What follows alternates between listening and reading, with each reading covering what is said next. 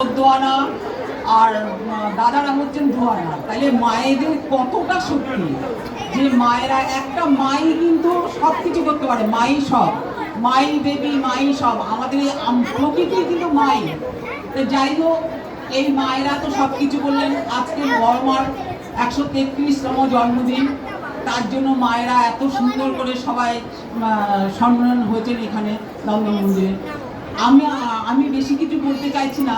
আমার একটা ঘটনা, এই রিসেন্ট একটা ঘটনা, যে পরম পিতাকে নিয়ে থাকলে, ঠাকুরকে নিয়ে থাকলে তার বিপদ আসলেও সেটা কেটে যায়। এটাই আমি বলতে চাইছি।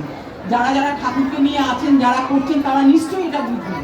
আমার এই রিসেন্ট 25 দিনের হয়নি, 3 আগে আমার ছেলের একটা মারাত্মক একটা সাংঘাতিক একটা অ্যাক্সিডেন্টের থেকে বাঁচার মতো। তা আমি ঠাকুরকে ডাকছি, আমিও হঠাৎ করে বুঝতে পারিনি। দেখুন, আমরা কাকে ধরেছি? জীবন্ত ঠাকুরকে ধরেছি।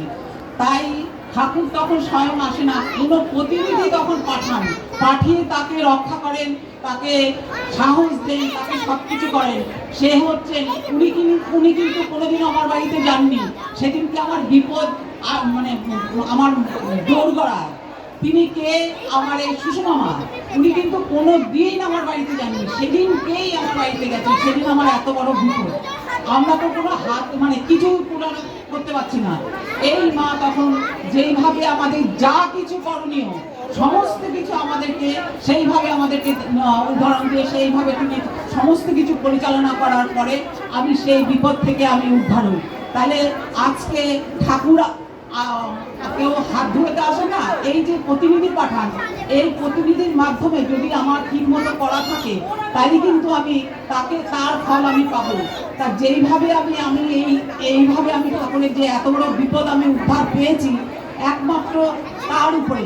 সে মা সেটা না, কিন্তু মাকে সেখানে পাঠানো হয়েছে যে তার এই বিপদ, সেই বিপদকে তুমি কি করে তুমি তাকে রক্ষা করবে, কি করে তুমি তাকে বিপদের হাত থেকে রক্ষা করবে। তাই আমি সে কথাই বলি যে এই যে জীবন্ত ঠাকুর আমাদের যে রেখে গেছেন, তারপরে এই আচার্য পরম্পরা এদের যে রেখে গেছেন, আচার্যদেবের কাছে ওই খবর চলে যাওয়ার পরে আচার্যদেব বলছেন যে যখন আসার পরে বিপদ কেটে গেছে, ও যেন যার এই ঘটনা ঘটেছে ওরা যেন এসে আমার সাথে দেখা করে। যে যাই হোক, আমি তখন তাড়াতাড়ি করে ওইভাবে আমি দেওঘর চলে গেলাম। ওই একদিনের মধ্যে গিয়ে আমি দাদার সাথে যখন বিয়ে করছি, দাদা তো ছেলেকে খুব বকলেন, এমন ভাব ভঙ্গিতে দেখালেন, এই একটু দাঁড়া, ভালো করে ব্যবসা কর, এইভাবে ব্যবসা করলে হয়, কেন এরকম করেছে, এইসব দিয়ে বকাবকি করলেন। এটাও কিন্তু তার একটা আশীর্বাদ, এটাও কিন্তু তার পাওনা ছিল। আমি একবারে 1 মাসে যে 2বার যাবো, এটা আমি কোনোদিনও ভাবিনি। কিন্তু আমার যে কর্মফল, সেটা আমাকে কিছু ভোগ করতে হবে। তবে আমি কিন্তু ঘাবড়াইনি।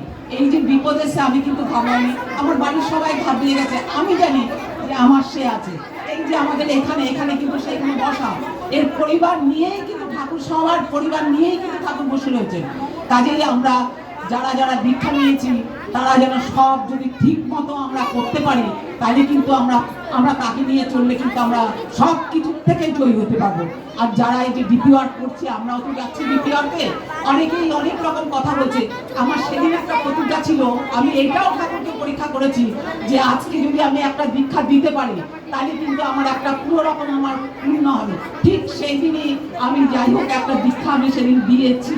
এইটাই আমি ঠাকুরের কাছে বলছি, আমার খুবই ইয়ে হচ্ছে যে আমরা কত রকম ভাবে তাকে পরীক্ষা করি, কিন্তু ঠাকুর কিন্তু আমাদের সেটা কিন্তু দেখেন না। যে ঠাকুর সবসময় হাত বাড়িয়ে রেখেছেন আমাদের জন্য, যে আয় তোরা আমার কাছে, কিন্তু আমরা সেটা ভুল করি না। তাই আমি এই কথাই সবার কাছে বলবো যে আজকে যে ঠাকুর আমরা ধরেছি, আমাদের আচার্য পরম্পরা রেখে গেছেন তার মধ্যে দিয়ে। আর আরেকটা জিনিস দেখবেন, এই যে ঠাকুরের যে বিভিন্ন রকম রূপ, এটা কিন্তু সমস্ত আচার্য পরম্পরার মধ্যে কিন্তু রয়েছে। তাই আমি সবার কাছে একটাই হাত জোড় করে বলছি, আপনারা সবাই আসুন, ঠাকুরকে নিয়ে চলুন, দেখবেন আপনাদের সমস্যার সমাধান হবে। তাই পরম পিতার কাছে প্রার্থনা করি এখানে। আর এই মাকে আমি দীর্ঘজীবী হোক, আরও যেন আমাদেরকে উৎসাহিত করে আমাদের সকলকে যেন তার ইষ্টপথে চালনা করতে পারে। এই বলে আমার বক্তব্য শেষ করছি। জয় গুরু।